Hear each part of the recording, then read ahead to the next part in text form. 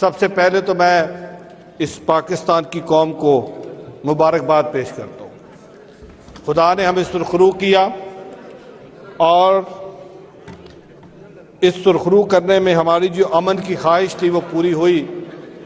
इस पे कोई शक नहीं कि पाकिस्तान की ये धरती, जिसको मैं अपने अकीदे के मुताबिक इसको पवित्र धरती मानता हूँ, मेरा हर सिख दुनिया के किसी कोने में बैठा है उसके लिए धरती बड़ी पवित्र है, क्योंकि मेरे सिख मज़हब की बुनियाद यहाँ पे है। सो मैं अपनी पूरी पाकिस्तान की कौम को, ये जो मैं पाकिस्तान आर्मी ने, पाक अफवाज ने, पाकिस्तान एयरफोर्स के शहीदों ने, पाकिस्तान नेवी के जवानों ने जिस तरीके से दुश्मन को धूल चटाई और ये पैगाम दिया कि पाकिस्तान की कौम, भले हमारे पॉलिटिकल डिफरेंसेस हो, भले हमारे लिसानी डिफरेंसेस हो, but when it comes to Pakistan तो हम सब एक हैं। और हम जो नारा बार बार लगाते इस परचम के साए तले हम एक हैं, हम एक हैं, तो उसकी एक जिंदा मिसाल अभी ये जो भारत ने पाकिस्तान पे एक एग्रेशन की, उसकी मिसाल अभी मिली।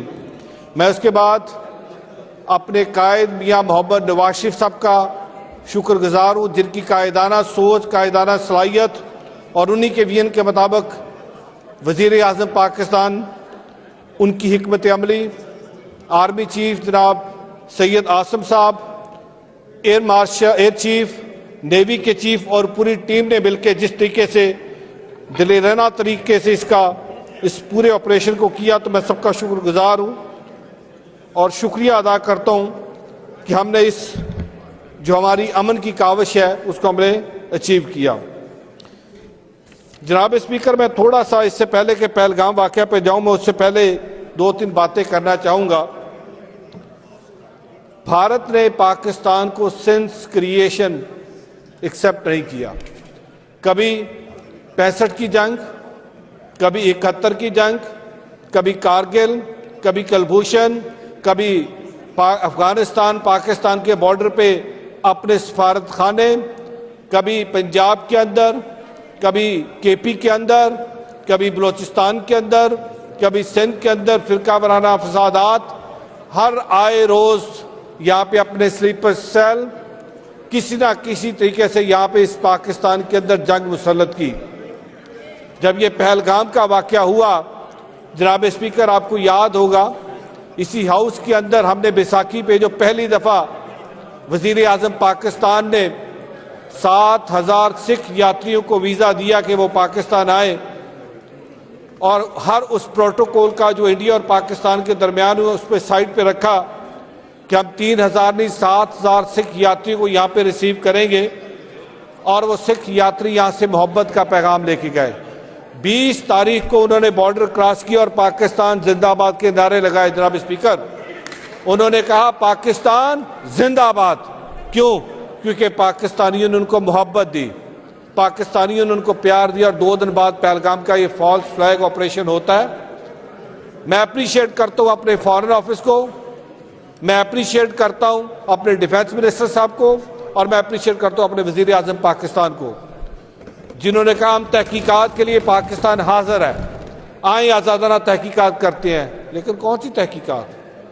वो तो RSS का, बजरंग दल का, शिवसेना की वो फिलॉसफी है, जिस फिलॉसफी में सिर्फ वहां पे हिंदुत्व की बात की जाती है, जिस फिलॉसफी के तहत वहां पे अकलियतों को मारा जाता है, जिस फिलॉसफी के तहत वहां पे बुजरा गुजरात का लक़ब मिलता है मौजूदा वज़ीर आज़म मोदी को।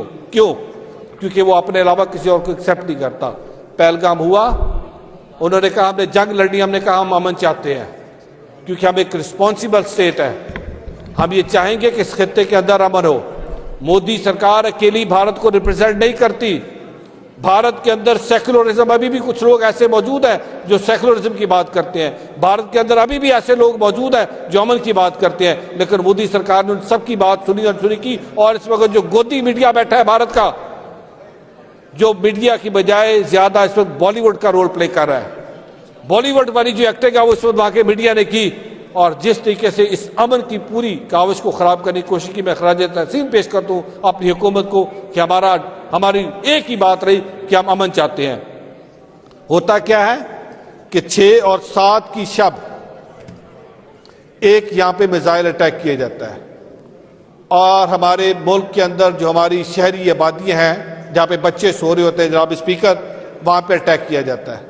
अटैक करके 2 साल से लेकर 7 साल के छोटे बच्चे, आज उन छोटे बच्चों का खून हिसाब मांगता है कि क्या वो जो पहलगाम का फॉल्स फ्लैग ऑपरेशन था वो हमने किया था, उनके खून का हिसाब कौन देगा? आज वो खून आलमी दुनिया से पूछता है, यूनाइटेड नेशन से पूछता है, ह्यूमन राइट्स के डिफेंडर से पूछता है कि आप तो बड़ा क्लेम करते थे कि आलमी कवानीन है, लेकिन भारत उन आलमी कवानीन की धज्जियां उड़ाते हुए पाकिस्तान के ऊपर अटैक करता है, पाकिस्तान की टेरिटोरियल इंटेग्रिटी को, पाकिस्तान की सॉवरेनिटी को धज्जियां उतार के पाकिस्तान के ऊपर अटैक करके हमला करता है।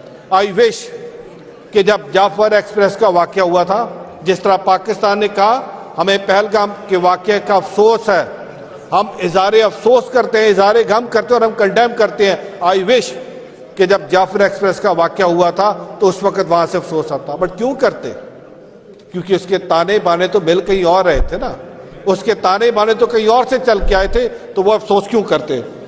जनाब स्पीकर, ये बात यहां तक नहीं रुकती और मैं चाहूंगा कि अब इसके बाद मैं पंजाबी में अपनी सिख कौम का शुक्रिया अदा करूं, अपनी उस सिख कौम का जिन्होंने कि असी चट्टान की तरह पाकिस्तान के नाल खड़े हाँ। अमरीका तो लैके भारत तक हर सिख ने कि असी चट्टान के नाल पाकिस्तान के नाल खड़े हाँ। क्यों?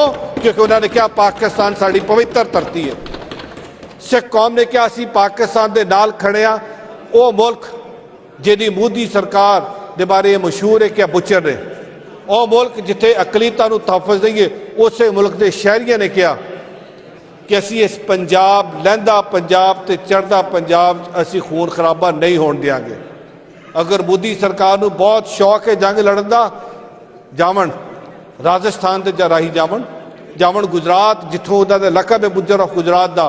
सो मैं धन्यवाद करदा, मैं शुक्रिया अदा करदा स्विट्जरलैंड की संगत का, यूरोप की संगत का, अमरीका की संगत का, कैनेडा की संगत का, और मैं उन्होंने अज पैगाम दे रहा कि आओ पाकिस्तान च वसण वाला हर पाकिस्तानी, पाकिस्तान की सरकार तुहानूं बांह खोल के तुहाडा इंतजार कर रही है, तुहानूं पहले नालों इज्जत और ज्यादा सत्कार देवांगे। क्यों? क्योंकि जो पता लगा मोदी सरकार नूं कि पाकिस्तान के बारे सिख तो बड़ा पॉजिटिव है, उन्होंने कहा मैं नफरत किदा पैदा करा। जनाब स्पीकर, ये बात यहाँ तक नहीं रुकती। आप जुल्म की इंतहा देखिए कि 7 तारीख की दोपहर को यहाँ पे भी राना अरशद साहब बैठे थे, ननकाना साहब पे ड्रोन अटैक भेजा जाता है। ननकाना साहब क्या है? ननकाना साहब मेरी होंद है। ननकाना साहब मेरे लिए ऐसे जैसे आपके लिए मक्कातुल मुकर्रमा और मदीनातुल मुनव्वरा, मेरी उस जगह पे अटैक किया जाता है। उसी दिन रात को बैलिस्टिक मिसाइल छोड़ के अमृतसर पे अटैक किया जाता है। क्यों? ताकि सिख को यह पैगाम दिया जाए कि पाकिस्तान आपकी मुतबारक जगहों पे अटैक कर रहा है।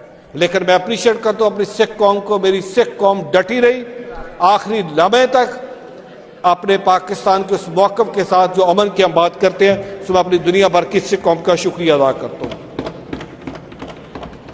जनाब स्पीकर, अब सीज फायर हो गया।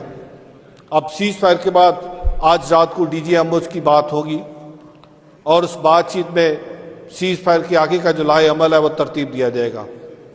और मेरी ये ख्वाहिश होगी और मैं चाहूँगा, क्योंकि भारत ने हमेशा ये किया है, हर जंग के बाद, हर इस तरह की एग्रेशन के बाद सीज फायर होता है, लेकिन उस सीज फायर की वायलेशन होती है। हमारी इंडस वाटर ट्रीटी जो हमारी लाइफ लाइन है, हमारा पानी रोका गया, आबी जारियत की गई, मीडिया के ऊपर बाकायदा तौर पे एक वार खेली गई। आज हमें ये देखना है कि हमने भारत के साथ मिलकर सबसे पहले इंडस वाटर ट्रीटी को बहाल करना है। करतारपुर कॉरिडोर जो मियां नवाज शरीफ साहब की सोच थी, मियां नवाज शरीफ साहब का सिख कौम के लिए तोहफा था, आज उस करतारपुर कॉरिडोर को दोबारा बंद किया। आज उस करतारपुर कॉरिडोर को वीरान किया गया, क्योंकि मोदी सरकार को पता है अगर करतारपुर कॉरिडोर खुला रहा तो वहां पे जब सिख जाएगा वहां से मोहब्बत लेके आएगा, पैगाम लेके आएगा, राणा साहब वहां से जफ्फी डाल के भेजेंगे, राणा साहब तो भी सलूट कर दिया। जनाब ਅਸੀਂ ਹਮੇਸ਼ਾ ਤੁਹਾਨੂੰ ਐਕਨੋਲਜ ਕੀਤਾ ਕਿ ਤੁਹਾਡੀ ਦੌਰੇ ਕੋ ਬਹੁਤ ਬੜੇ ਲੇਕਿਨ ਸੋਚ ਸਾਡੀ ਸੀ ਤੁਸੀਂ ਬਣਾਇਆ ਅਸੀਂ ਤੁਹਾਡਾ ਵੀ ਸ਼ੁਕਰੀਆ अदा करते हैं। तो मैं ये चाहूँगा कि करतारपुर कॉरिडोर को दोबारा बहाल किया जाए और आज इसी हाउस से मैं अपनी सिख कौम को ये भी पैगाम देता हूँ कि पाकिस्तान ने कहा कि हम भारतीयों को वीज़े नहीं देंगे, लेकिन जब सिख कौम की बारी आएगी हम कोई वीज़ा कैंसिल नहीं कर रहे। सो आज हम उनको पैगाम दे रहे हैं कि आप अप्लाई करें। हम चाहेंगे कि हमारा सिख इस पाकिस्तान के साथ जुड़े।